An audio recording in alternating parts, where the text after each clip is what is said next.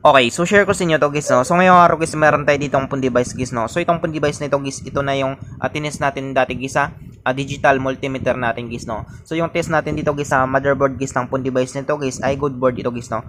So ngayon guys ay titest natin ito ulit guys kasi meron tayo ditong dumating guys na LCD niya guys, no. So titest lang natin ito guys kung good board nga guys yung phone device nito guys, no. So para matest natin ito guys, para mabuksan natin ito, una natin gagawin guys ay tanggalin natin dito guys yung SIM tray nito guys, no. So try natin i-test ito guys. So nakaraan kasi guys ay hindi natin matest guys, no, kasi wala tayong LCD guys. So ngayon guys ay meron natin dumating guys na LCD nito guys. Yan. So papakita ko sa inyo guys, no, share ko rin sa inyo guys at gagawin rin natin ito guys ng video guys. So dito guys para mabuksan yung to guys ay pwede yung gumamit guys ng pang opening tools yung guys, no. So sa akin guys yung gagamitin ko lang dito guys yung kuko guys, no. Yan. So simulan natin.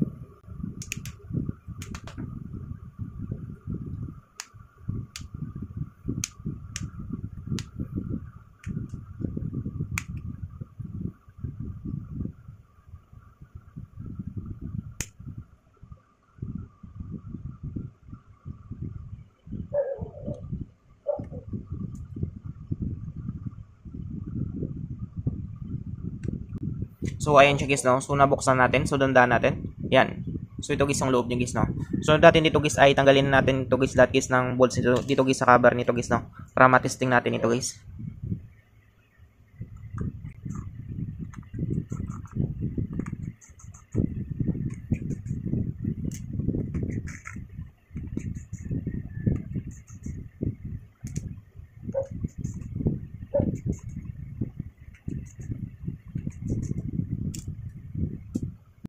So dito guys meron pa yan ditong isang bolts guys, no. So tanggalin rin natin to. Yan. So dating guys tanggalin natin guys yung APC connector guys ng fingerprint sensor nito guys, no. Yan. So dating guys ay buksan na natin. Yan. So ito guys yung loob niya guys, no.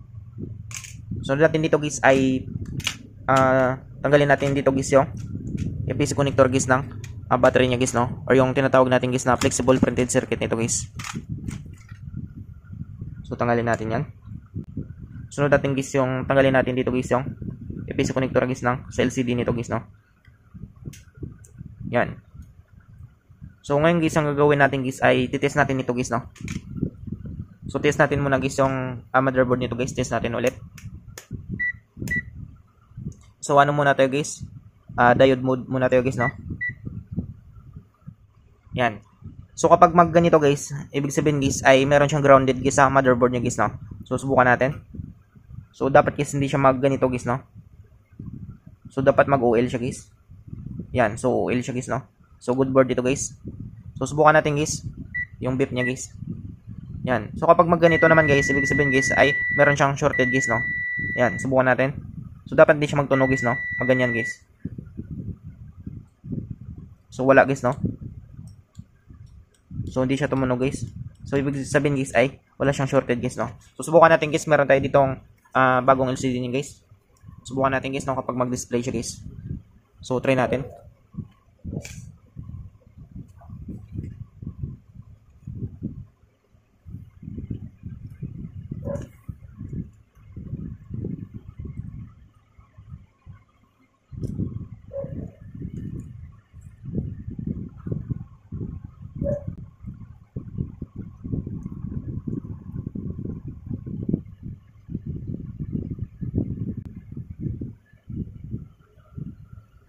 So ayan siya guys, no. So nalagay natin.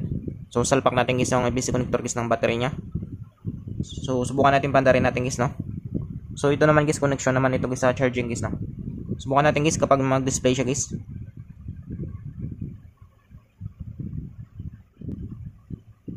So ayan siya guys, no. So nag-display siya guys. So ibig sabihin guys good board dito guys, no. So lubat lang siya guys. So try natin guys, charge natin guys. So subukan natin guys, battery shock natin. So nakita naman natin guys, no, nag-display siya guys. So subukan lang natin guys yung function nito. So battery shock lang natin ito guys. Saglit lang.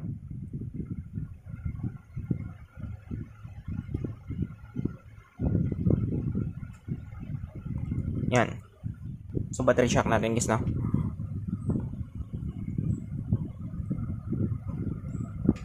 So battery shock natin guys, mga ilang minutes lang guys, no.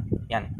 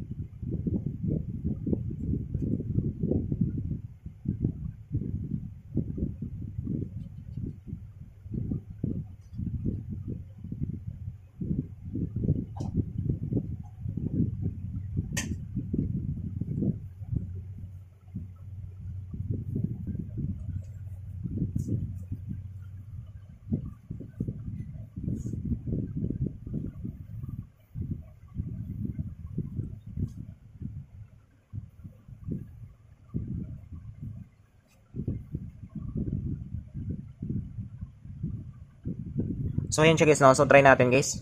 So tanggalin natin. So balik natin ulit guys yung basic connector guys ng battery niya guys, no? So subukan natin guys kapag mag-display na siya guys, no? Yan. So subukan natin guys, no? So test lang natin guys yung function guys ng bagong LCD niya guys.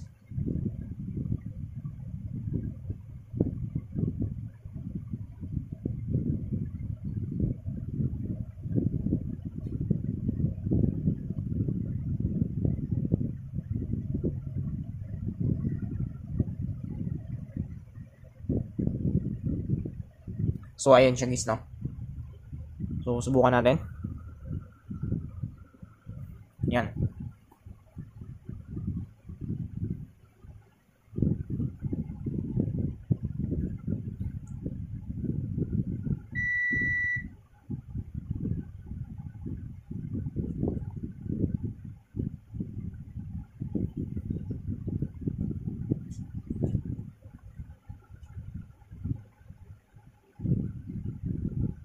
So ayan siya guys, no? So try natin. Yan. So okay siya guys, no? Yan. So ganun lang guys, no, kung paano natin guys matest guys yung phone device natin guys. So kapag wala kayong digital multimeter guys, so try niyo muna guys yung bagong LCD guys, no. So kapag wala naman kayong bagong LCD guys, so try niyo guys digital multimeter guys, no. So test niyo guys. So I hope guys na makatulong sa inyo itong video tutorial natin. Sa mga bago pa lang sa ating channel guys, no, huwag natin kalimutan guys i-click guys yung subscribe at yung notification bell button para ma-update ko kayo guys sa susunod natin guys na video tutorial. Thank you guys and God bless sa lahat.